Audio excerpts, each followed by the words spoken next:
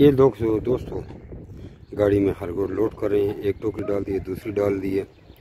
अब ये सुर्ख बनने वाला हमारा मुलाजिम है, ये भी तीसरी टोकरी के साथ उठा रहा है। फीड की बोरी भी उन्होंने ली है। ये हमारा एक नज़र आप लोग व्यू देख लें कलंदराबाद का। अभी है सर्दी, लेकिन बर्फ़ शर्फ यहाँ पे नहीं होती। गर्मियों में सर्दी में बर्फ़ पड़ जाती है। ये हमारा ऊपर वाला सेटअप जैसे आप लोगों ने देखा, ये एक नज़र देखें ये ठीक है जी। ये बहुत बड़ा सेटअप है। ये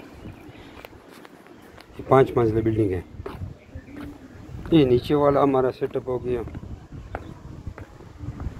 इस तरह हमारे कई फार्म हैं, ठीक है। और ये गाड़ी में अभी तक माल लोड कर रहे हैं। आप भी जो मेरे बट फार्म कंपनी पाकिस्तान के साथ एग्रीमेंट पर काम कर सकते हैं। जज़ाकुमुल्लाह खैर।